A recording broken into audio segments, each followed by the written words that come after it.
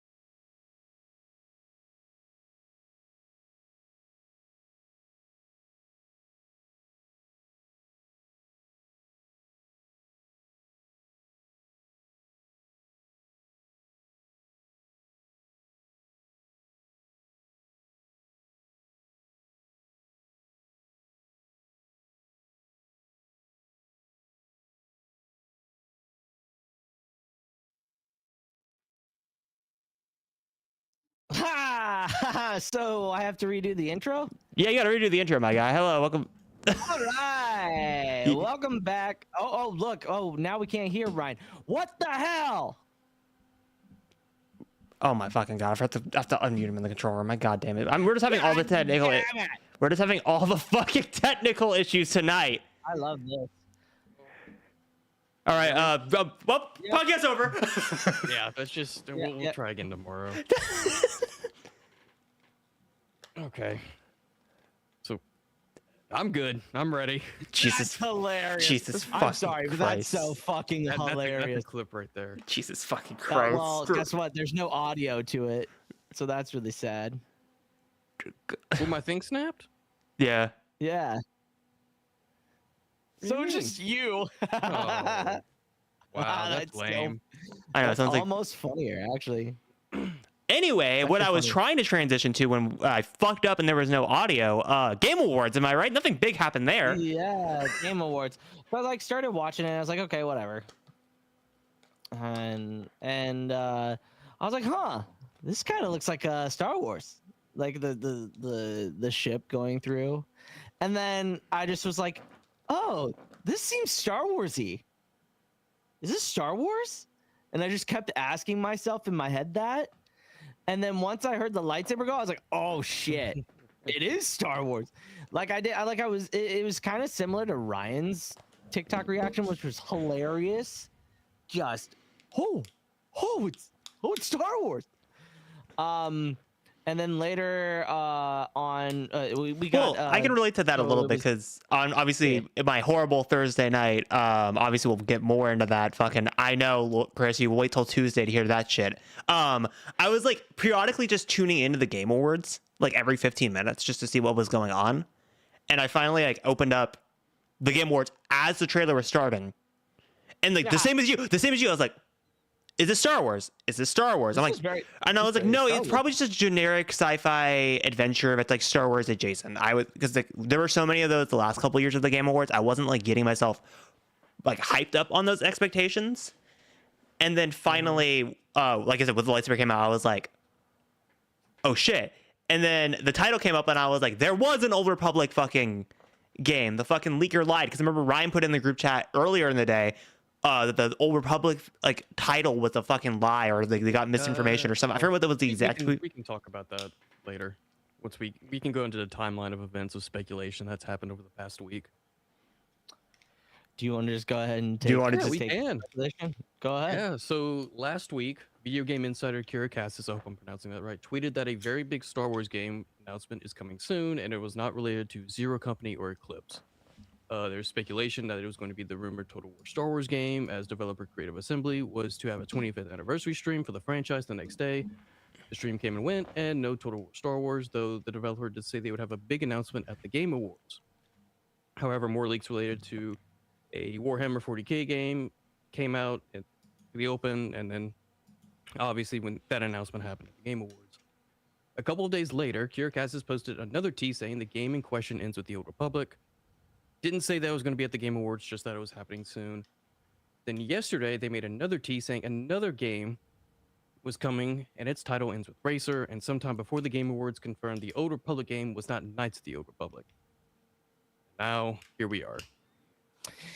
And honestly, I saw a report that it might not come out until 2030.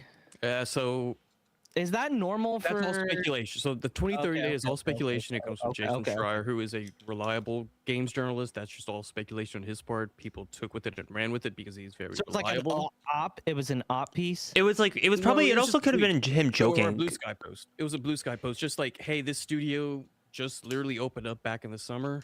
It's going to take some time before this game comes out. Oh, Also, I mean, it's got the yeah. backing of Lucasfilm, though, right? right? It's gonna. Yeah, but look at Eclipse. That game's never coming out.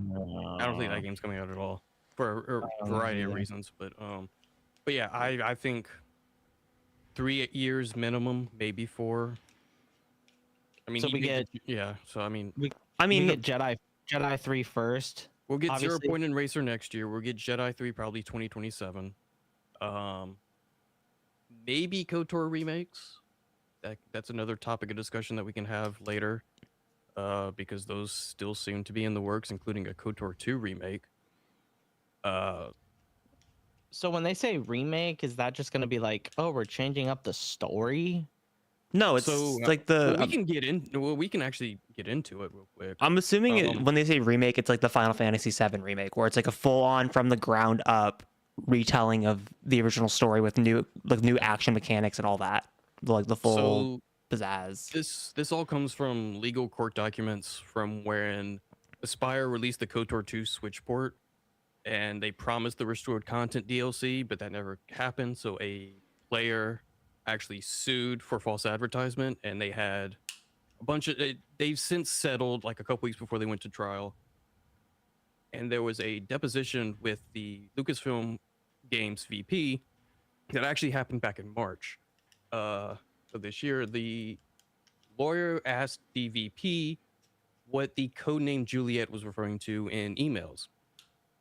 And Douglas Riley says Juliet was the codename for a project where we were going to do a full remake of KOTOR 2 with modern art, modern gameplay, keep the story and the characters the same, but remake it for modern hardware and modern machines with updated graphics.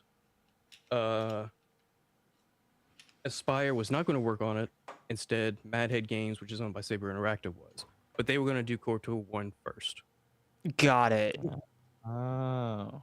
Also, typical, not to be mean, Aspire move. I did that on purpose. Yeah. That wasn't like that was a play on words on purposely. That wasn't just saying I wasn't messing up Aspire's name. I was saying Aspire on purpose. So you ruined it by explaining it. I think we all got that. But anyway, I'm not really a KOTOR guy. So like this game, I was like, oh, interesting. Like when it was like a Star Wars RPG, and it's like, oh, so it's kind of like Baldur's Gate, in a way. Yeah, like it's very It's not turn-based.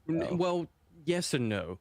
So there's very like random number generator dice in the background for combat that can determine if you hit or miss, like with anything, a sword or a blaster. There's no like real-time combat, if that makes sense. It's not like a Call of Duty or whatever, but it's like you hit your button to attack, and then the random number generator in the background is rolling the dice for you to determine if that attack hits or misses.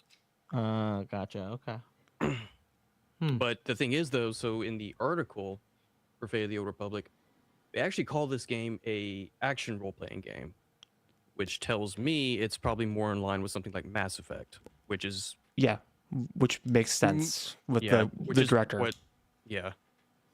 Which is what? I've never played Mass Effect. So Mass Effect would be just like any other game where it's just a fast-paced shooting melee, like it is like a Call of Duty or a Jedi Survivor or something like that. There's no dice. Ooh, I actually like that more. I like that more. And I like also- that more, think Fallout actually. is Skyrim. Also, it fits with okay. I'm not trying to jump ahead in your notes, but it also fits with what they said in the like the description of the article, that it's like Mass Effect, where you can choose different choices and that affects the story and how like, you can. So there, Which is what KOTOR was as well. Yeah. Well, I mean, isn't that what Fable is as well? Yeah. There's some of that in Fable. Yeah. It so you know says, someone's gonna do a dark side edgelord run of this game Yeah. for sure. That's like a fucking for sure the lock. incels that do it, man. They're gonna complain about every little thing, and then they're gonna turn to the dark side, and they're gonna be like, "Oh my god, they actually did it right." And then you're gonna have people like me that are Alright. canon purists and are gonna try to do the golden path to the fucking T and be like, what are the right choices do I have to fucking make to like get the canon version of the story? Yeah. I like yeah, so- canonity. Lucasfilm Games VP Riley says, "For us, this new project is about honoring the legacy by creating something in the same tradition of a deep cinematic, choice-driven role-playing game."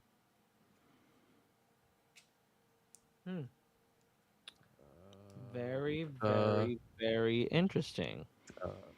Trying to find anything else that pops up. I about mean, that. I know this is me jumping off of an assumption. Obviously, I already said it when I'm making that joke, but this is the first time we're getting an Old Republic story in canon. Because I feel like in the article, if it was Legends, I think they would have explicitly just said it. So the fact that this is canon, and the director has already said this is kind of like a soft continuation of KOTOR 1 and 2, building off of what he did there. What was that? What was that ship that was hanging out? That she went into? That was was that? it was the Leviathan. I don't know if it was Sith Leviathan. Sec. Sith From KOTOR Leviathan 1. is that like where the Emperor That's was, like, yeah. or what's his face, the Sith Lord that never dies, who's literally Plagueis, but Vitiate. like, yeah, Vitiant, yeah. I'm sure I'm getting roasted in the comments. Not a real Star Okay, Wars fan. where's Jesse when we need him? Yeah, where is that edgelord? Yeah, that's literally the same one. That's crazy. Also, what I love about this, because it kind of reminded me, remember, Luke, because you were at that panel in Celebration 22, it reminded me when Pablo Hidalgo was talking about Phase 2 of the High Republic and how they had people going out into the galaxy to explore new planets so they could chart it in the Coruscant system. Yeah, That gave me that vibes because they confirmed that that's what the main character is doing in the game. Like, you're going from planet to planet to planet and charting that, and that's where the story starts. Ooh, that's kind of sick. I like that. Guys, I will That's say pretty so. awesome. Yeah, at the beginning of the article, it says, "In Fate of the Old Republic, step into the role of a Force user on a journey through a galaxy on the edge of rebirth at the end of the Old Republic." So, depending on what the definition of the end of the Old Republic is and how they treat the Legends games, that could be thousands of years after KOTOR, several hundred years after the Old Republic MMO. It is probably maybe 1,000 years before the movie. I'm assuming. So- I know. I know. It's probably going to be more than 1,000 years before the movie. I know.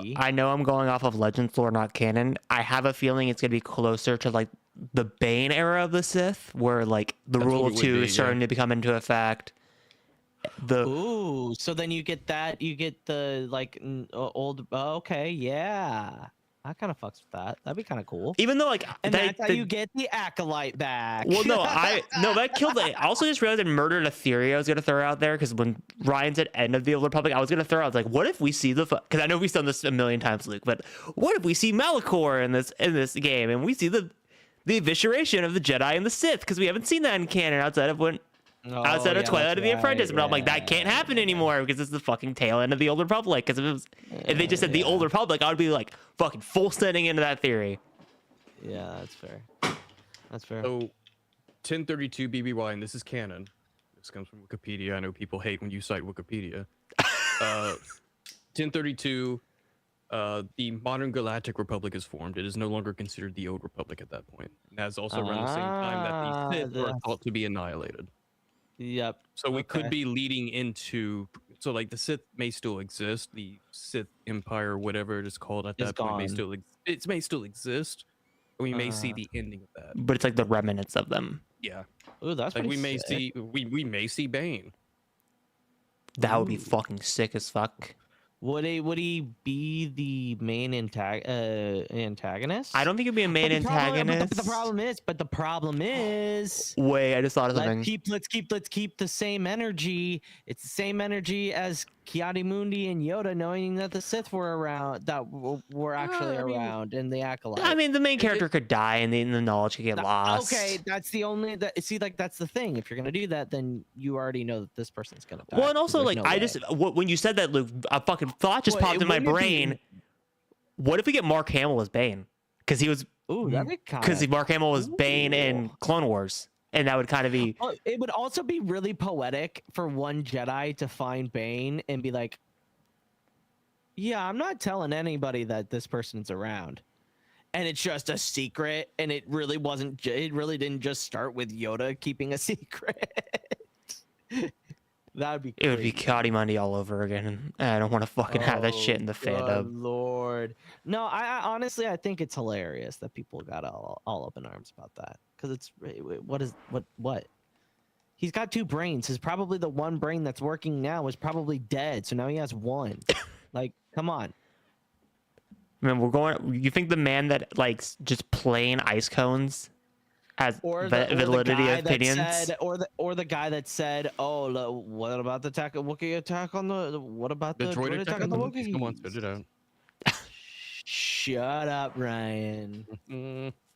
I also like. I know Luke. We were talking about it earlier in VC, and like you're like worried about the 2030 day because you're like, I don't know what console generation we're gonna be on. I'm like, we're gonna be on the PS6 by then, because it's like leaks already are like coming out saying that the PS6 and whatever the fuck the next Xbox console is going to be called is going to be in 2027. Well, don't you think, and not to get kind of into this, but what about the Steam box? The Steam machine? Steam machine? Yeah, Steam machine. We still don't have a price for that. We still don't have a price for that, and I also Do you think that will take off, compete with consoles? No. So Linus Sebastian from Linus Tech Tips, he asked Steam or Valve how much it would be, or if it would be like competitive with consoles, and they did not give him an answer, or they were like, the answer they gave him did not give him hope. Warm and fuzzies. Yeah, it was like, so it's at least this first iteration. It's basically a PC. No, that's what I was saying. Like I was having this conversation funny enough with a friend group IRL, and they were like talking about the Steam machine. And I'm like, honestly, the Steam machine is for people that want a second PC or a living room PC. That is the primary market, because it's easier to set up a Steam machine with Steam OS rather than having a PC in your living room with Windows, because you have to fucking pull out a keyboard, you gotta fucking open it all up, you gotta fucking do updates. Like Steam machine's like, if you've played with the Steam Deck before, it's just like a console OS, but it just has your PC library on it. It's probably going to be impressive, but it's not going to be the first iteration is not going to be general consumer friendly. It's going to be, would say, lean more to enthusiasts first. Yeah, probably.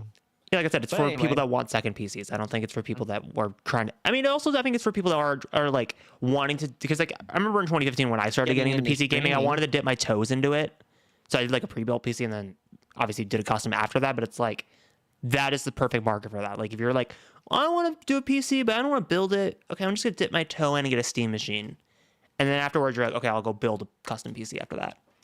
Or you just have Chase build it for you. That was kind of cool. Yeah. But anyway, we want to talk about the other Star Wars game that got announced. Oh yeah, good old Sebulba's back. Galactic Racer. Love it. Peak. Actually, I'm kind of, and you know what makes me so excited for this game is the fact that it's Need for Speed, like the Burnout. Mm-hmm. I love playing those. Yeah. I love those games as a kid. Oh, they were so much fun. I fucking love Need for Speed Hot Pursuit. That shit was fucking gas. Nah, I was better than Burnout. I was the unpopular person that played it on fucking Wii U. That's how much of a fucking hardcore person I was for Need for Speed. I played it on the least popular console at the time. Played on the fucking Wii U gamepad. Peak. Dude, Sebulba in this is gonna be so funny. Also, Ryan, your reaction fucking took me out. Because you're like, yeah. what the fuck is this? And then you see Jakku with the crash starter shirt. You're like, what the fuck? About to make after Keeley mentioned Need for Speed and Burnout, I was like, oh, I was in the middle saying, man, I want a new Burnout game, and then I see the Star Destroyer on Jakku, and that's when like it cuts me off. That is so funny. That is hilarious. Not necessarily a pod racing game, a land speeder bike racing game. At least there might be some pod racing in the poster. If I can find it, it looks like there's a pod racer. If you notice, they had they started off with Sebulba's. Like I think like in the background blurred out. Yeah, and actually I didn't realize this. So like in the poster, like that's like a Y-wing. That looks like a pod racer. That's a land speeder. That's a speeder bike. So I don't know if they're trying to show all three vehicles. Yeah. Like think of it not necessarily like Mario Kart where you have 50, sick. 100, and 150cc, but that this could be what I was represents. going to say, I was legitimately, I know it's the basic bitch answer, but I was legitimately, before you said that, about to compare it to Mario Kart with like the difference between like doing like a cart and a bike. So yeah, they may be 100%. pod racing. You don't really see much of the pods if that's the case in the trailer. Like I think aside from the Sebulba stinger at the end, I don't think you really see anything that looks like pod racing. But, Yeah, I mean, it looks fun. yeah. It looks like a lot of fun though. I'm really excited. I'm kind of interested because last year's Game Awards didn't really have anything Star Wars wise. Last couple of years really haven't. Fake Game Award fan. anything, Okay, I'm kidding. Well, that's fine. I'm in it Call for. me a fake fan. I'm here. I'm in it Do for Jeff Keighley, motherfucker. The Doritos though. The Doritos though. So yeah, I think it's a really good sign for Star Wars fans that we're like clamoring for video games. I think they're listening. I think they're listening. I think I think the Fate of the Old Republic has been in the works for quite some time because remember, it was asked of the team for the High Republic. They were like, so like, are they going to like, what are we going to go back? We going to go forward? Like, what is the deal? And they were like, yeah, we really don't have a plan for that. Like, but I also feel like they did have a plan. They just couldn't talk about it. I feel like they're going to give the Old Republic more of this is where the video games, books, comics, this timeline. Like to even like further solidify your point, obviously I remember at Studio Showcase in London when Kathleen Kennedy was going through and introducing all the films, she threw up the timeline and then they added 2 spots. She pointed up and it said the Old Republic, and then it jumped and then it said New Jedi Order, and I was like, what the fuck? And they didn't talk about Old Republic because they sped past it really fucking fast. But I was like, we can't just fucking throw that on the screen and not talk about it, guys. I will say this: I can't wait for James Mangold's beginning of the Jedi movie. Oh yeah, because that's when they also introduced Dawn of the Jedi. Yes, Dawn of the Jedi. Oh my god, it's gonna be such a good movie. But I honestly think, I know like people are wanting the KOTOR remake like really fucking badly, but I honestly think this is a really good segue into it in canon because you guys can start 100%. like playing that foundation down, and people that haven't played KOTOR 1 and 2, if they're curious about it, they can wait for the remake or they can go play the original on whatever device they want to play it on. Well, I also think that giving them the time to do it correctly because they know if they don't do well on this, it's not going to look good. I think okay, here's my hot take. And I know I've said it before with Chase on Podwans, and I've said it before a billion times when we bring up the Old Republic. I think no matter what they do in canon, people are gonna bitch and moan and cry, no matter what. It could be a 1-to-1 of the original game, and people would still bitch and moan. Well, yeah, it's because that's what feeds the machine. That's how people use their algorithms. That's how they get rich. Again, I just know how not even just outside the Cryptoverse, just like that's just how the Star Wars fandom fucking is when it comes to anything Old Republic. Yeah, I don't know. I feel like I'm indifferent because I really didn't get into it, so I don't really have an opinion when it comes to this. It looks cool though. I will Buy those say games on Steam. Yeah, they're fucking Get like onto it. $2. Yeah, they're probably really cheap. I And know you- KOTOR 2 definitely has workshop support. I don't know if the first one does. Well, hell, I don't even need to fucking use my PC. I got my fucking RGH right here. I can fucking just play it on 360. No, yeah, I have a physical copy of the first one on the Xbox. Next year, 2016 is the first time since probably before Disney purchased Star Wars that we will have multiple big Multiple Star Wars games. games with Zero Yeah. Company and Racer. Yes, and it's gonna be a good time. So, Kenny says sorry. Kenny says I'm hopeful for a Bloodline timeline for Racer. I did see the Falcon and Remember Han was working in the early years as a sports sponsor. Yep, Oh, yeah. that is right. In There's Bloodline. Oh. It depends on where it specifically falls. We know it's post Empire, so yeah, it could. Yeah, absolutely. Because they're like, well, it was all great before the Empire showed up, and I was like, you know what? I That's awesome. think. I love that. Okay, I'm gonna kind of drop a hot take when I think it's gonna be in the timeline. I know it's too fucking Man, you've early. taken like 3 hot takes in the last 5. I don't give a minutes, fuck. and I'm None spicy. of them have been hot. I don't give a fuck, Lucas Egan. Anyway, my point was gonna be, if they're gonna be, Yeah. with what we know of how Lucasfilm has been the last couple of years, they're most likely gonna drop it in the Mando timeline, because it's Oh, yeah. still post Empire's End, it's still post Battle of Jakku, post Victory's Price. They can drop it during like 9 ABY, and you could fucking have Din and Grogu show up and be like, "Oh look, it's the Razor Crest." Yeah, it's a playable pod racer. Get the DLC now. Or they'll just with have the fucking typical. Dude, you know how funny it would be if they dropped it like shortly after Mando and Grogu comes out? I doubt it will come out until like 2028 is my prediction. No, it's the racer game that's Yeah. coming out in 2026. Really? It said coming 2026. Yeah, that was game. Yeah. That was like in-engine footage that we saw at the latter half of the trailer. God damn.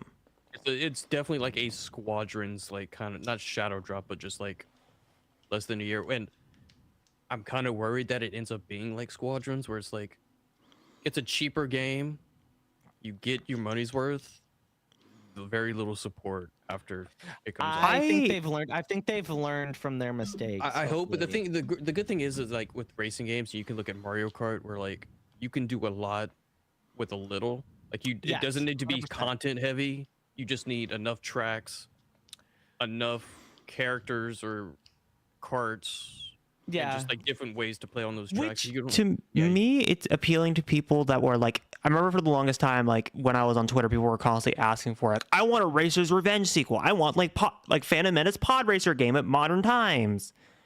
Yeah. This is for that And audience. this is what they get. Yeah. And I think honestly, it's I truly think that it's gonna be a success. I Mhm. really do. I think it's gonna be the 2 games at once is very, very interesting. Like 2 game announcements, I guess I should say, not games coming out at the same I mean, time. But technically, we are having 2 games in 2026. We're having the respawn. Yeah. Uh, Zero yeah, Company Zero will Zero probably Company's come coming out out at the next beginning of year. next year, or the first half, and then Racer will probably be like holiday. so we get 2 Star Holiday? Wars games next Yeah. year. that's pretty cool. I still have not played Outlaws. I feel really You bad fake about fan. that. I know. I feel really bad about it. You should play I it. already saw the Vader stuff, which was pretty sick, actually. Him showing up in that story is Spoilers. Just casually dropping. Oh, Jesus, it's been 2 years. It's been a Well, year. It's been a little bit over a year. A year and a half, whatever. It's fine. He's in the game. Millions of views on TikTok of a video doing that. Anyway, but yeah, I'm really excited for the at least Lucas Games. I think if they get more demand and people want more Star Wars games, the more they'll put it out. They just have to see the demand of it. You know what I mean? Yeah. But anything else to add? Just with, I mean, again, we're a few years away from Fate, but I hope that like they don't, in development, they don't try to like recreate the wheel. Yeah. What they like, you know what people want from a KOTOR game. You just have to modernize it. Don't spend a couple years of trying to do something experimental or something new. It makes me think, obviously, because I'm thinking about the conversation Luke and I just had in VC with Chase, when Chase was talking about the Baldur's Gate 3 developers going back to their original IP and how they just basically took their original IP and put it in the Baldur's Gate engine. Baldur's Gate. I think the director for Fate of the Republic should just take the Mass Effect fucking engine, because it ain't broke, don't fix it, and just put it in Fate of the Old Republic. Well, it's not an EA studio. Well, I mean, not an EA studio, but you can still like take the framework of that engine and like the mechanics and that kind of stuff. I mean, EA is not EA. It's Saudi Arabia now. Yeah, it will be in like a year and a half or 2 years, assuming they don't run out of money. Which they won't run out of money. Their pockets are running a little bit tight. Like literally, like weeks after they made that announcement, they're like apparently were EA's or Saudis? Saudis. Wow. Who would have thought oil money run right? Yeah, that's. But no, my point was going to be like we're not a geopolitical podcast. Sorry, I just had to think about that. I mean, it's kind of hard in the fucking 2025 media landscape to not talk about Saudi Arabia. Yeah. Anyway, yeah. Speaking of deserts, we get to see the original cut of Star Wars. Oh my god, that was a terrible segue. Yeah, so I was like, Brian and I were texting about this as soon as this dropped. Like, I was kind of anticipating it because 2 or 3 months ago, because I'm still in the forums for Horror Media Specialized and Project 4K77, a couple of the people that were working on those fan restorations came out and said, guys, we kind of discovered something on someone's like Vimeo page. It was YouTube, wasn't it? No, because they dropped it. It was like a part of a like a not like a resume, but like I don't know why my brain's portfolio. Well, it was on someone's work portfolio, and they're doing it to talk about like, because they work for like home restorations of like physical releases of older like films, movies of like from the original masters, and they were using that to get next work, and they accidentally put the original Star Wars and Empire and Jedi. What I had seen was like the company, as a way of backing up stuff, would actually you're stuff right. to YouTube privatized, but something happened to where it wasn't private. You know what? You have the right description of that. Yeah. Yeah. Because it was getting uploaded to a server, and it actually just got fucking uploaded to the public. I don't even know how that's fucking possible. Yeah. Instead of being private, it's like that was just like YouTube was their way of backing stuff up, and they just for whatever reason didn't private the clips of. And then, when like again, this is gonna relate to the fan restorations, like people were going through the supposed leaks because at the time we didn't know if they were real or not, and people immediately realized it was real because it was higher quality than any of the fan restorations. It was too detailed to be a fan edit. It was also too detailed to be like AI, because AI would have messed stuff up. Like and it was like, and that's with YouTube compression. So people were like, people were even saying it's higher quality than the current Disney Plus versions that you can get on Disney Plus right now, because they are going back to the original fucking masters. Yeah. Because at the time, a lot of these fan restorations are going off 35mm film prints, while this is going off of higher quality prints of the original Star Wars. They just take so how long do you think they've been holding off on this? I mean, all these clips are like trademark 2025. So I mean, it's been happening over the last year or so. Back in, I don't know if it might have back in March or April, or maybe it was in the summer out in the UK, they did an actual screening of an original, was it 35mm print? Yeah. And Kathleen Kennedy came out and like was at the screening just to confirm, like, hey, this is completely legal. We're doing this. This is, y'all have the okay to do this. I don't know if that was necessarily like a restored or if that was really just as is. Crazy. But it was like some sort of, I don't know if it was like an acting guild over at the UK or some sort of motion picture guild or whatever. Do they have to? Well, Kathy and Disney have to get George's? As far as I'm aware, I don't think there's anything official out. There's nothing official out. People have been speculating about it for years. People think there was a time. Again, this is all speculation, guys, so don't actually take this as like actual information. I'm just going off of speculation over the last 13 years of the Disney deal. But people think there was a timetable on the original Disney deal when Lucasfilm sold to Disney that they would hold the original unaltered version of Star Wars for X amount of time. Because Lucas did not want those versions out there for again, because Lucas can do whatever he wants with his movies, but like whatever reason, do we really even? Is it just because he doesn't like the way it looks now? Because of the idea of the special editions, because like the special editions are his definitive version, so people assume that like there was some sort of clause or stipulation of like, as long as I'm alive, you cannot show these movies. Well, it's like Tolkien. Like they can't ever give up the rights to the Silmarillion or any of those stories right. from that. And like, and the crazy part, like, again, following these fan restorations for the longest fucking time, I know Lucasfilm themselves wanted the unaltered version released, but they couldn't do it legally.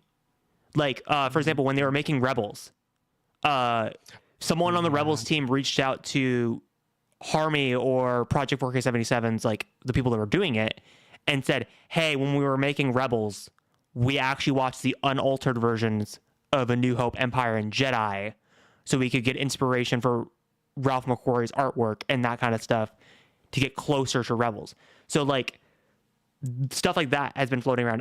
Like, J.J. Abrams, when they were filming Rise of Skywalker, they were talking about the Palpatine scene in the unaltered version of Empire Strikes Back, because they were having a debate about it, because they were like, because someone said, oh, isn't it Ian McDermott? And then J.J. Abrams piped up and go, no, it's, I forget the original actor who plays Palpatine in Empire. They're like, no, it's such and such. And then the person was like, how the fuck do you know that, JJ? That was like 40 years ago. Like, I don't even remember that. He goes, because someone got me Harmy's despecialized. So it was even getting passed around in Hollywood to all these different directors. Like, someone was going around giving the unaltered versions around. So I'm just happy that this is actually getting done, because, like I said, because the original goal, I'm not trying to be a spokesman for it, but like the original goal of these fan edits and these fan restorations was it's like, we didn't want the special editions to get replaced. We wanted the special editions and the unaltered versions to be in the same quality. That's what we were mad at. Yeah. Not the fact that they weren't getting, we wanted them side by side with each other. Like, I don't have any issue with Lucas thinking the special edition is the definitive version of Star Wars. I don't fucking care about that. He can do whatever he wants with his movies. I just think it's bullshit that he's locked the original cut for the longest time in the lowest quality. Because, like, at least like Ripley Scott, when he released Blade Runner, he released every version of Blade Runner. Like, you could, when you buy the Blu-ray of Blade Runner, you get every version of the movie. Yeah. I think the closest thing we got to that was like maybe what is it, the 2005 or 2007 DVD release that had the Laserdisc. Yeah, like theatrical versions, but they were of awful quality. Yeah, it was like awful quality. I can remember Hello Greedo's video talking about it. Yeah, because you get it. You basically get a Laserdisc printed onto a DVD. Yeah, it was not very good quality. Fans were not happy with that. So it's like, my hope is like, again, I'm sorry, I also broke the news that that Empire and Jedi are also getting restorations as well. That was a part of the original leak. Yeah. It's not just A New Hope. It's Empire and Jedi as well. All three movies are getting it was not restored. In the official press release, but yeah, those were like had screenshots and clips also leaked. So it's under the assumption that sometime, maybe in a physical release, or they wait for the 50th anniversary for Empire or Jedi, we might get the theatrical cuts of those movies as well. So, like, my hope is, like, I obviously already said it with Blade Runner, is I want a version of Star Wars on, whether it's on, I want it to be on physical media, because fucking physical media superiority, but Disney Plus as well. I wouldn't mind that as well, where you get a physical set and you have every version of Star Wars that's ever been released. So you get like the 77 theatrical cut, you get the 81, which is basically the theatrical cut with the A New Hope subtitle added on top. You get the 97 special edition, you get the 2004 DVD edition, you get the 2011 Blu-ray, and you get the 2019 Disney Plus version. And even if you're like watching on Disney Plus, like how I would do it is like, you know how like Luke, you can like toggle between the IMAX version or like of the Marvel movies or like the theatrical version.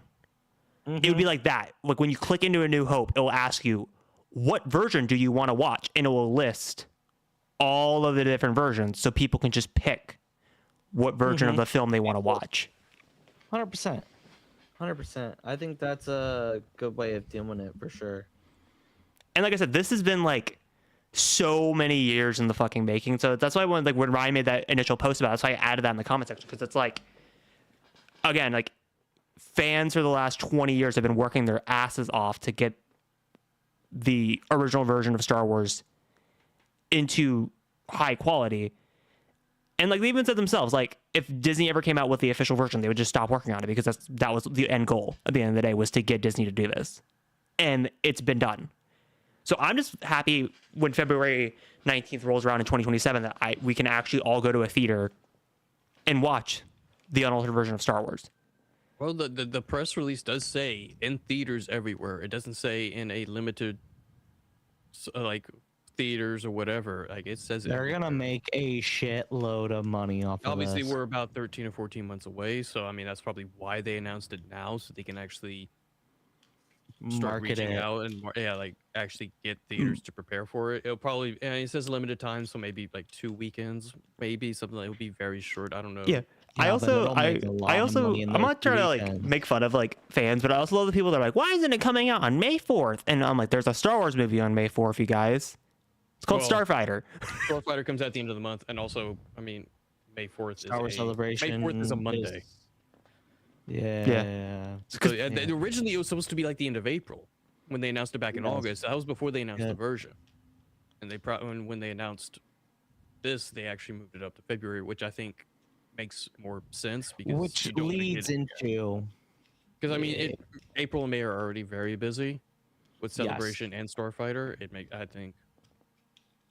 Actually, I wouldn't even be surprised if they showed the theatrical cut also at Celebration. Oh, I think they are me too. neither. I think that would be. I think of all 3 movies, because it's what 4 days now this year. No, I think my It is a prediction 4-day. is okay.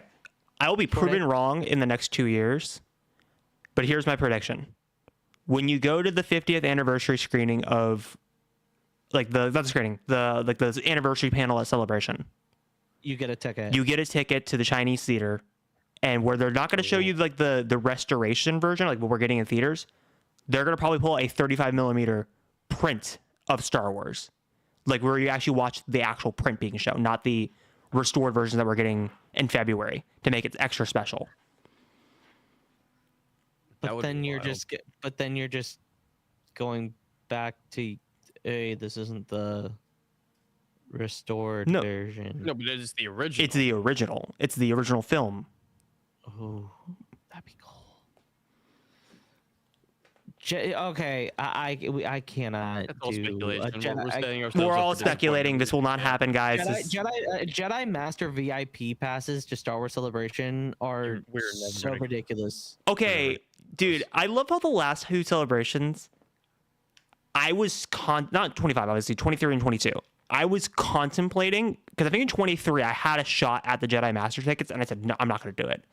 However, Dude, if it happens in Celebration $900. 27, I may consider it if I have the funds. I may contemplate it, because you get so much fucking worth. It is get very every much panel. worth it when you think about it. I'm Like, if you've sorry, done not everything having at to Celebration- sprint at 5 in the morning or 7 in the morning to try to get in Like, line for a panel. I I was can gonna say, fucking I watched people. Luke, I don't really remember this. For Studio Showcase, when I was sitting in line, like in the extra queue waiting for after the reservations went through and the VIP went through, people, Luke, were showing up at the VIP a minute before the panel even started.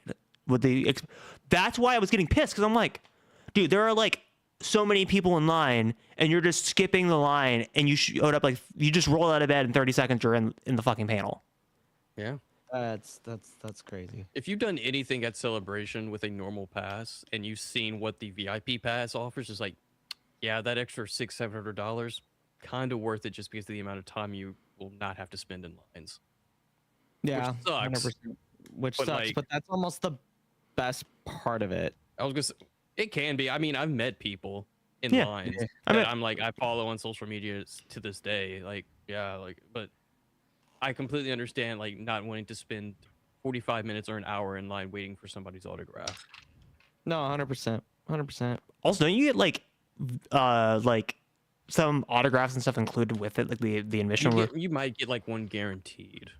Maybe it's something like Yeah. that. Like, and you may have to like show them at the table there or something like. I don't know how it works. 13 people in the live right now. Only saw 6 that. likes. Oh wow, you're calling them out. Wow, Luke, what are you calling him out for? Mm. Think about its engagement. Uh, Rude. Man, it'd be a shame if this stream just ended. Don't you dare. What the fuck are No, you? I'm just kidding. I can't do anything. That's a joke. That's actually true. You don't have control of that. I have the power. You're not the producer. Yeah, I'm not. Even though you know what's funny? I actually kind of think I give myself a producer credit. Like I'm still new here, so I'm not talking. early on.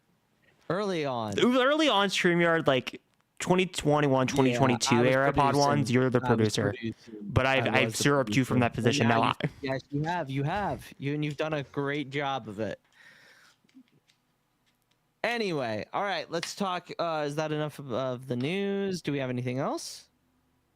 I mean, Star Wars wise, we're pretty much done. Sorry for the people that have tuned in wanting to hear Old Republic. We already talked about it like 25 minutes ago. We can keep talking about it. If people got questions, we can talk about it. By the way, Master of Evil is a top 5 book for me. Wow, and you were so worried. Wait, number one hater of Master of Evil likes it? No. I wasn't. I'm not the number one hater. I was just disappointed that the marketing didn't. The cover. Chris, go get your man. He's flipping his opinion on Master of Evil. No. Chris also really liked it as well, but he had the same issues that I did. It didn't help that literally like a few weeks before we had a almost very similar issue with the Finn book of like the marketing not being 100% true. So like, I mean, I get it. Yes. But when you read it, it's like, okay, this is. I wish my boy got more though. Like what I got was really, really good. Really, and especially if you listen to the audiobook. Go listen to the audiobook. It's I'm not trying to gatekeep the way people read Star Wars books, but if you don't listen to Star Wars audiobooks, what the fuck are you doing? I drive a lot for work, so hey, that's what I'm doing. I listen and read. Yeah, I did do that too. I've done that for a while. All right, Mando. I told Harris this. I do not have notes. I do not have notes, so we're gonna have to go off of Harris' notes.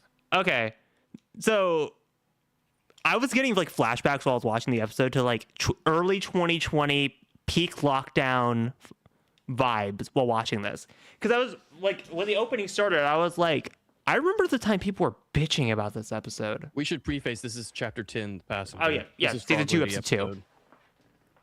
Sorry, this is the start of the rewatch portion of this podcast. Just for anyone that's coming in. That are here that are new to this whole shtick. Yeah. So again, I was going back to that. I remember like when I don't know if you remember this, like November 2020 when this episode came out, like this was like after episode 1 and everyone like had their excitement of like, oh my god, the season just started, right. And then this episode drops and people are like, this is fucking filler. This is like bullshit. Like I want my Boba Fett. I want my Ahsoka Tanos. I want my. Obviously that's what we knew at the time. We didn't know about Luke and Katie Sackhoff, but we knew about Tamora Morrison because he fucking leaked that accidentally, and Ahsoka. We knew about those two for sure. And people were like, "This is fucking bullshit. I want my Ahsoka Tano." But like. Going into the episode, I forgot how well this episode opens up. Like with the cold open with Din getting jumped. Yeah. I'm like, that is... Yeah, it was really, really well done, actually. Like the fact that the alien, like he gets mugged, essentially, takes them all out, and then the small guy just takes his jetpack and he's like, haha, actually, and takes him for a joyride. And it's just little wholesome Mando Grogu shenanigans. Yeah, you know what I mean. And then we get like the Din scene of him like carrying like 50,000 fucking things on his back and walking all the way back to Pelimato. Can we get my man's a fucking water, please? I'm sure his ass was heated up. But like, here's the other thing. Does it have? Does his Beskar armor have vents? Have vents? They should. I mean, anybody that wears armor should. I remember. Oh wait, never mind. Because I was gonna go back to the finale, but I was like, wait, that's actually IG-11 spraying stuff into his helmet. So actually, I don't know. well, he had his helmet off. No, but he was spraying stuff into the helmet because I was gonna remember him taking it off and like cool air going through. That's right. Yeah, and then we get the hilarious like poker scene where they're like betting on shit, and then he's like, if you give me like 500 credits, we'll tell you where Mandalorians are. Like that's just like Dr. Mandible is the giant ant praying mantis from A New Hope, which is fucking awesome. And it's like, and then obviously Pelimado's like, okay, we can kick you back, and then we get the while watching the episode, I realized I was like, oh my god, there's a fucking Galaxy's Edge reference. Because when they're rotating the crate dragon meat, it's the Ronto roasters. Yeah, the Ronto roosters. And then you get the what I like to call the TTRPG / video game moment of Pelimata going, all right, you're gonna go on a fetch quest and you're gonna drag this NPC with you, and you gotta deal with it. 100%. Yes, 100%. 100%. Yeah. She's like, "Rah, rah, rah." Trust me, I knew exactly what she was talking about, and I was just like, you know what, Pelly, you are just the most wholesome person in the entire galaxy. Well, because it's like we've all been there before in a video game or in a TTRPG where you get dragged with an NPC and then they're always just off doing something. You have to protect them the entire time. Yeah, no, that's perfect. Duck, come on, man. Just dodge everything. Why are you dying? Why are you running into the heat of battle? Get the fuck back. Yeah, what the hell? I didn't tell you to attack Anakin. What the hell? Bro. And then obviously Frog Lady gets on the ship, Din takes off, and then we get the controversial topic of this episode that I remember Twitter and Discord servers were all in fucking blazed about. Grogu eating children. Yes, the start of Hungry Grogu. Hungry Grogu.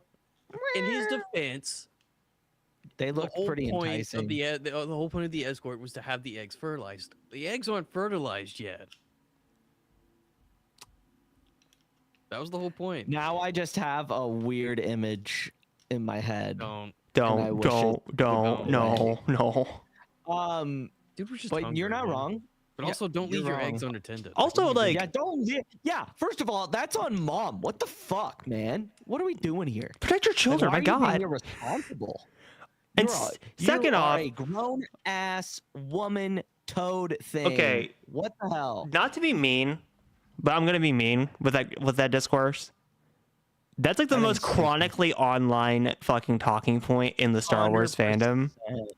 Like Ryan said, A, it's not fertilized. B, it's a fucking joke. C, it's not that serious. People dropped it like after a couple of weeks. You don't hear about that anymore when it comes to Mandalorian discussion. If there's discourse in the Mandalorian, that is not one of the things that pops up in discourse anymore. No, it's more or less. Season 2 was just like it was peak. Look who it is. It was peak. It was okay. I think it's it is really good. It's really good. Boo this man. Throw tomatoes. Well, like Ryan, like I'm curious about this because like obviously I think this is like one of my least favorite episodes in season 2. Like I think it's over fucking talked about. Like in terms of like is it ever talked about? I meant like in terms of like people being like, oh, the episode sucked, like that kind of like fucking discourse. I don't even remember that kind of discussion when the episode came out. I remember that discussion. I remember being in a Discord server at the time and people being like, it's fucking filler. Where my Mandalorians at? I mean, it's no different. I mean, I feel like that episode was no different than say Sanctuary or Gunslinger or anything like that in season 1. I mean, it was kind of an Adventure of the Week episode that would lead into. Yeah, because it fucking leads into Din and beating Bo-Katan. The bigger story of finding Mandalorians the next episode. Yeah, so I just don't understand how people can just be like, it didn't move the plot forward. That's the introduction of Carson Teva.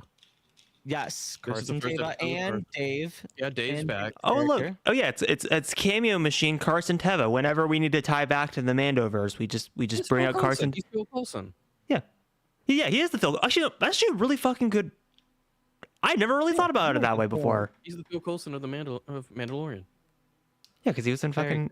It's also the first mention of a Delphi base. They briefly mentioned it when they were like, true. "Oh, we'll escort you over to a Delphi base to get your stuff fixed up." Yeah, that's right. Yeah, and it's also the first time that we've seen travel not through hyperspace; it's through sublight. Yeah, I think the Falcon kind of does that in Empire. Does it though? Because they're hyper. I mean, they have to get to Bespin. Oh, They're I guess that. hyper- yeah. Well, it's not. We didn't really see. We didn't see it. It was just Yeah. it was kind of like alluded to. Because Yeah, remember, because there was the line when Lando, like when Han and right. when Han and Leia show up on Cloud City, Lando drops a line like, "You guys like stink" or whatever, and like obviously like they alluded like time has passed since we've seen them in the asteroid field. Yeah, 100%. And then Sorry. I also fucking love how much of a dumbass Din is in this episode. Like Frog Lady is like when they get like crash into the frozen planet after the X-Wings escort them, and she's like clearly pointing at her children and worried about her children, and Din's like, I can't understand you, and she's like visibly pointing at her kids. Well, the fact that he wasn't smart enough to take the head of the droid and turn it into a translator, like, brother, what are you doing? Well, also imagine it from Din's Mandalorian. perspective, like you're traumatized by droids and you are sleeping in the middle of a fucking night on a ship and you just get jump scared. Why is it on the Razor Crest? If you're so afraid of droids, why is it on the That's Razor a very good Crest? question of why he still has that. It's literally I love Mandalorian, but it's literally just a plot device just to get the plot moving. And I don't mind. I don't think it's a bad fucking narrative tool. It's just funny.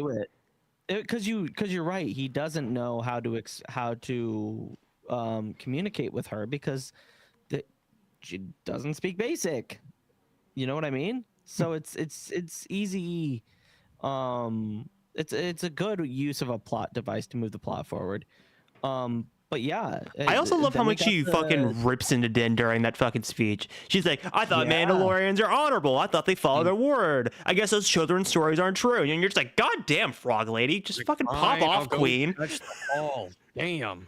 All right, I'll get us out of here. That's enough slices! Yeah. No, and then we got the Ralph McQuarrie Ice Spider. mentioned ice Kind spiders. of. Yeah. I was gonna say I think the Rebels iteration is much more closer to Yes. the and this is like you can say like a subspecies of those spiders, but yeah, all because Grogu was hungry again. He couldn't get the eggs out of the hot tub, so he goes eats a Little spider bastard. egg, and that Little wakes up all the bastard. other spiders. Very Harry Potter and the Chamber of Secrets. Very Aragog. Yes. Mhm. 100%. No cutting the check to. Also, Along fucking with a mix of aliens with the eggs. when the spider like starts chasing after him, dude, fucking Frog Lady is fast as fuck. The way she like gets on all fours and just starts outrunning everybody. I'm like, God damn, Frog Lady. Well, no, just the fact that she just like takes off on all fours. It's like, fuck this shit. I'm out. See ya. Well, like I also, God, I'm also getting flashbacks to, November of like 2020. Look, I don't know if you were the only one that thought this when Din initially crashed on the planet. Sorry, I know we're jumping around the episode. I don't really care. I for a split second thought it was gonna be the same planet that Vader found Ahsoka lightsaber on, and it was gonna be the crash. Yeah, Republic's- the crash.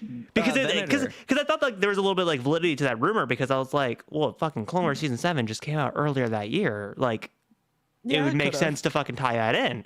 Obviously, it didn't happen. I'm not gonna fucking like hold that against the episode, but like I remember at the time thinking that could be cool. That could connect these kind of it events. could have also been Hoth as well. Well, no. Also, I think it would. Okay, I'm not trying to say like Or this. Would, I'm Renvar. not trying to say.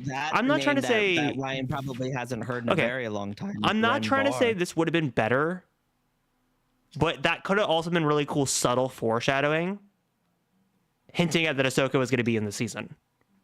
But Din has kind of landed up on this planet that Ahsoka used to be on. Like, obviously, they don't have to fucking call it out in the episode, but if people were paying attention and know what, if they watch season 7, they'd be like, "Oh fuck, that's the Republic Venator from." Yeah.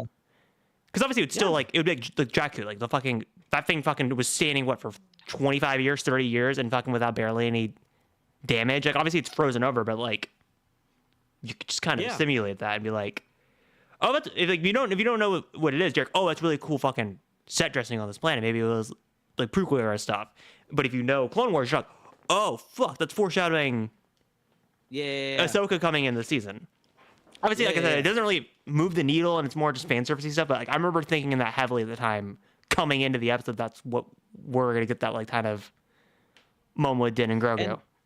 And I honestly think that this is the start of them, like when they started like the whole Rangers of the New Republic. That show was like announced around shortly It was right before, before the season 2 finale. right before season 2 finale, and we knew that I think this is an episode that that was going to set up that show specifically. Well, like, just like how we were talking about Gunslinger, I think this episode does a lot to set up stuff down the line. Because obviously you get the Bo-Katan lead in with Frog Lady. You get the Rangers set up with Carson Teva, and that's obviously setting up stuff in season 3, and then Mandalorian and Grogu. Like, I think this episode actually does a lot for an episode people deem to call fucking filler. Lifting.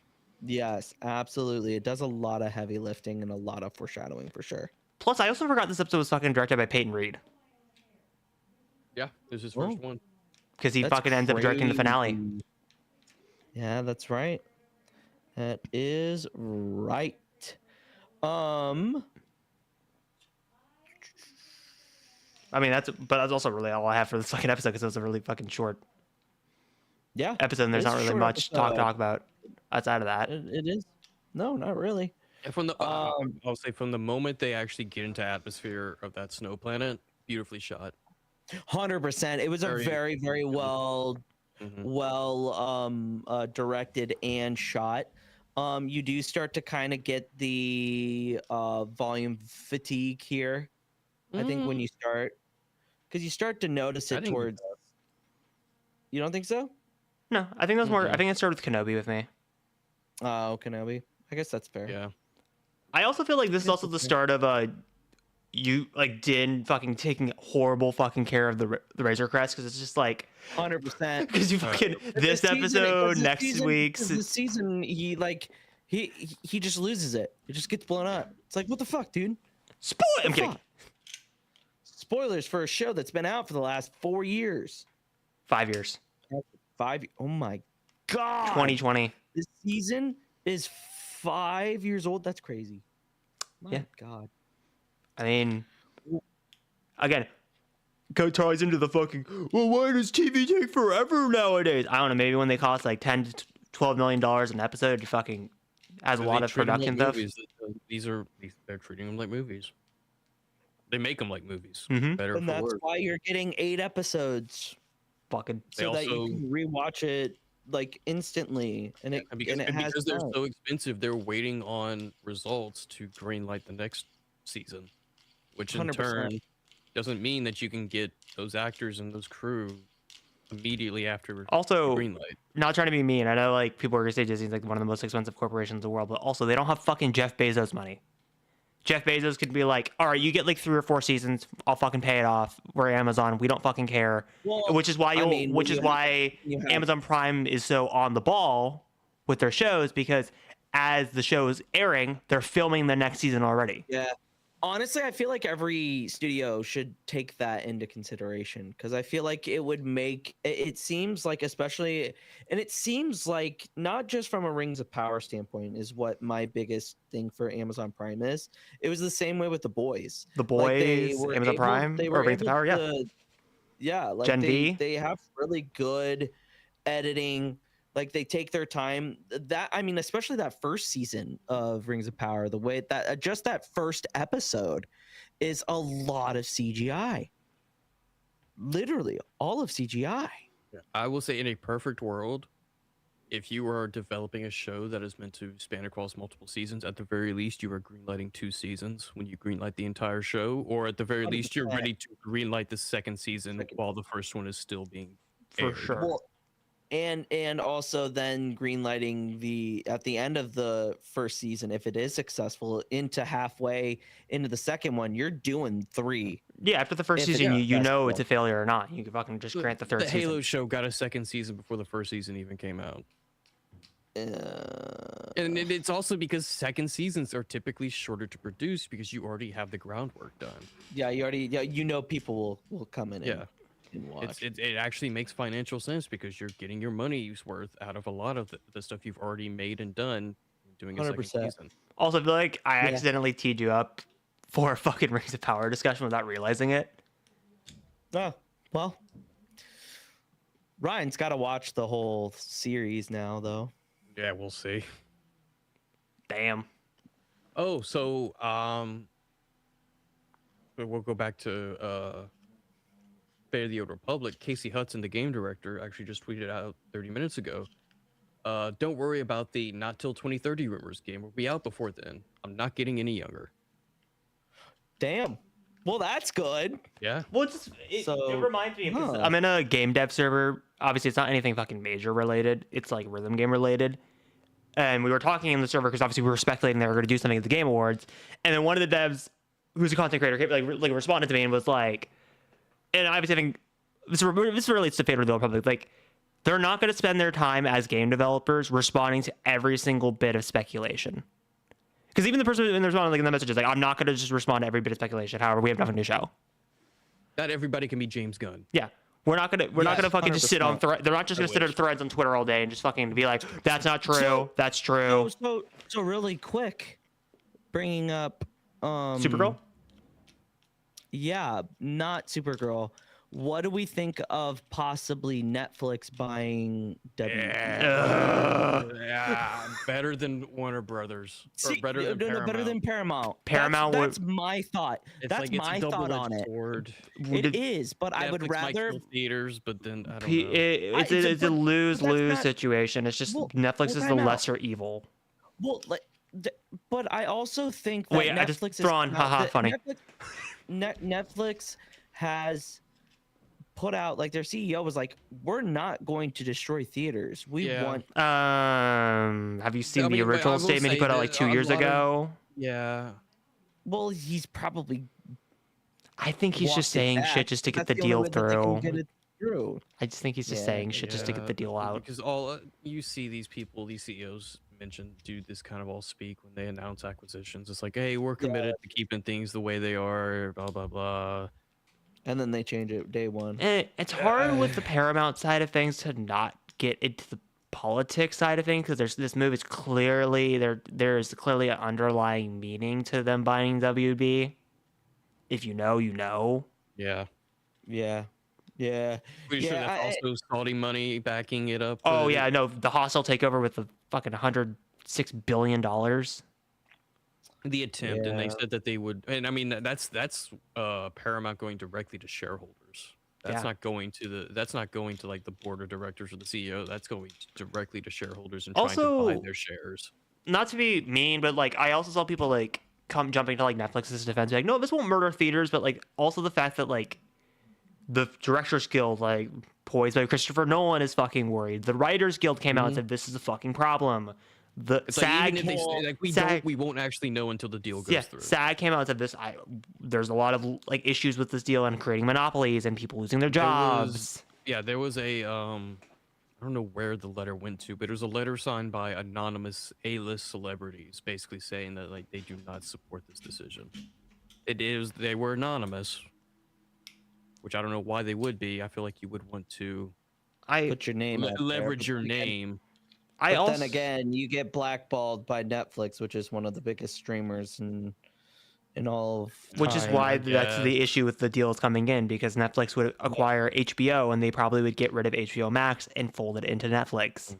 And you take out one of the biggest streaming services in one move and potentially take out theaters. Number 3. I think it's Netflix, technically Amazon Prime at 2, and then HBO.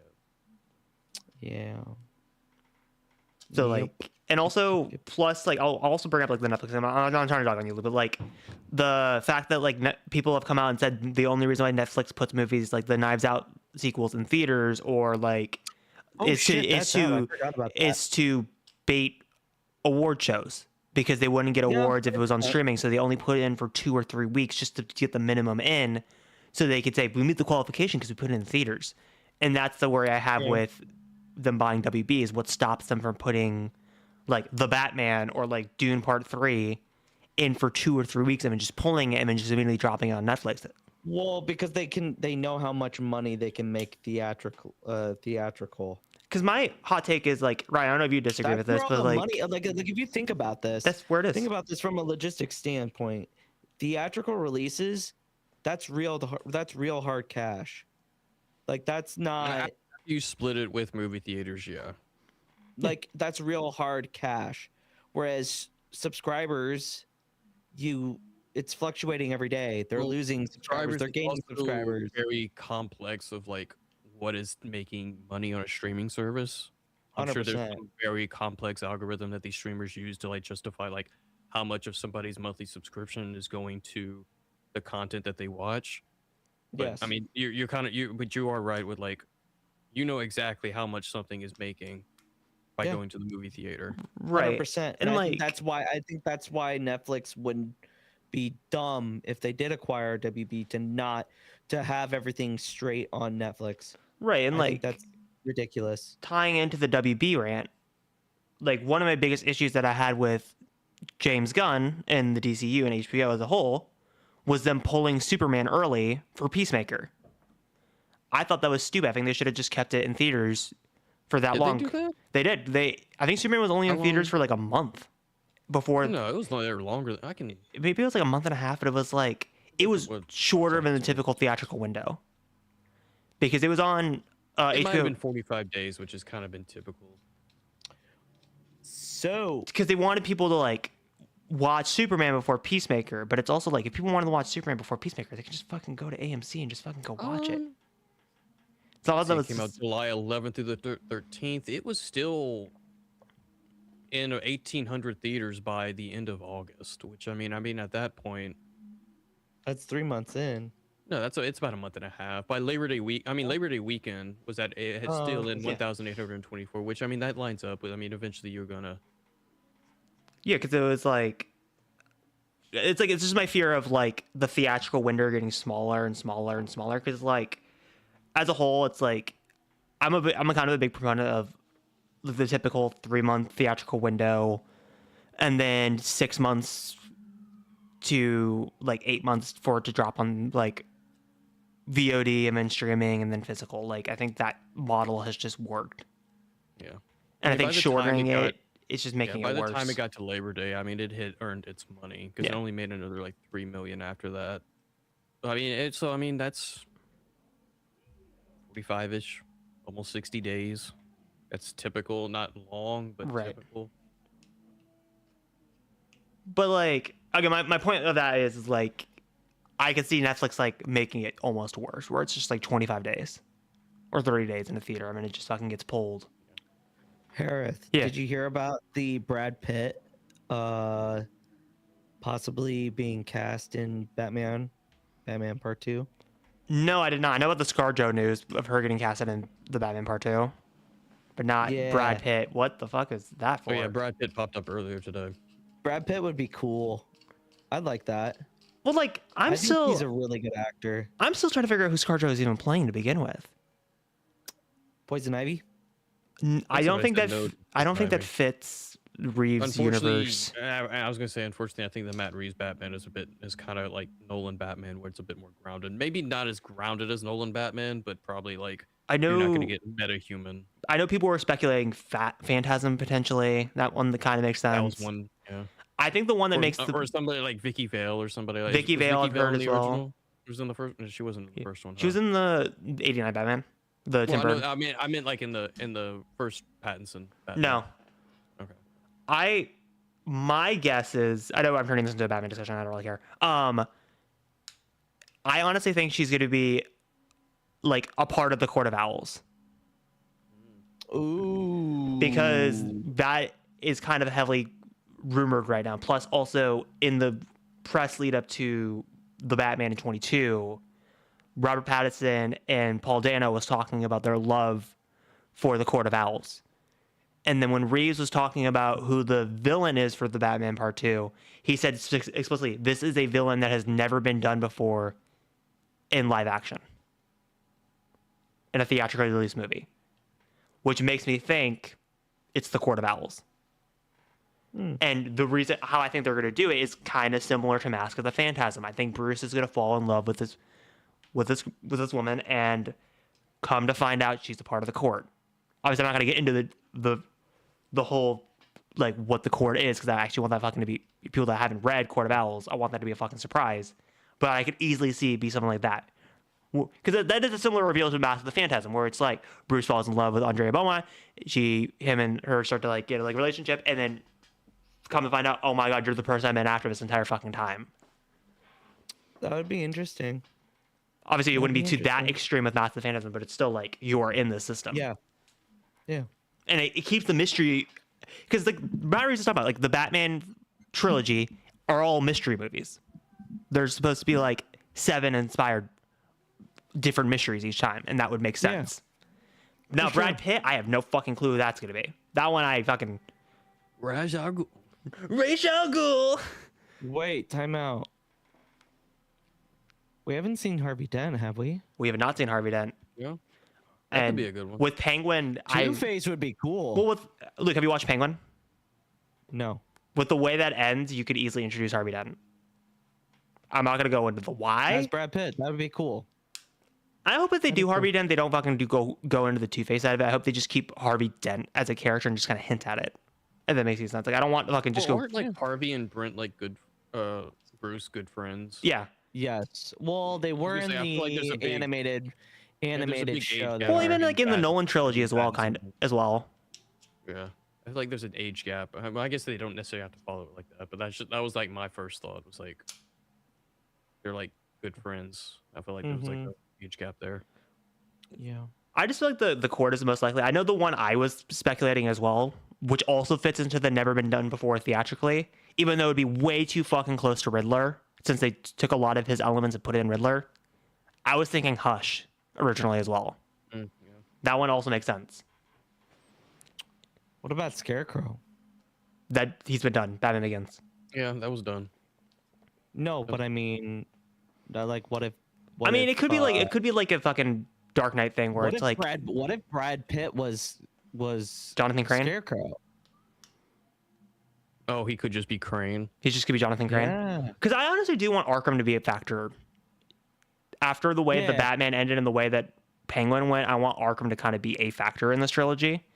I know one of the other villains I want, obviously, I know I'm just speculating on villains. And like the other one I thought would make sense for this movie. I don't think it's going to happen, but it could work also with the way Penguin was setting up stuff.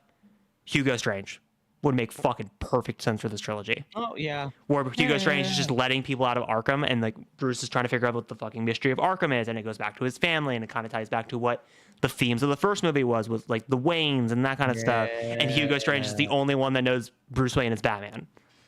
That would be really interesting. Because you could just have Hugo just releasing fucking inmates out of Arkham. But Yeah. Bruce is already beaten. It's like, what the fuck? How are they out? Yeah, you could. It'd be interesting. All right, y'all. That's gonna be it for this episode of the Podwans podcast. Ryan, where can the good people follow you on the social medias? They can find me at RyanPW_. I forgot the underscore on my name at the bottom. Over on Twitter and TikTok, and they can also find me every Tuesday on Gridiron Guys. Harris, where can the good people follow you? The good people can find me at Harif Productions on TikTok, Instagram, and Threads. And as Ryan already mentioned, you can watch me crash out on Tuesday about the Bucks. That's gonna be Hell fun. Yeah, NFC South chaos. Watch us beat Carolina, and who knows what will happen after that. I hope that The sky happens. is falling. The sky is falling. He'll put us in the you can- playoffs somehow. You can follow me at Jedi Master Eggs. You can follow us at the Podwans on all social medias. We will be back next week talking about. We're actually going to be talking about some Lord of the Rings and some House of the Dragon, but we will also be talking about season 2, episode 3 of The Mandalorian. And you can also see me on Tuesdays as well, talking whether the Chiefs will be making the playoffs or not. But anyway, we will see you next week. May the force be with you always. Bye, everybody. I this gotta is- go buy myself a new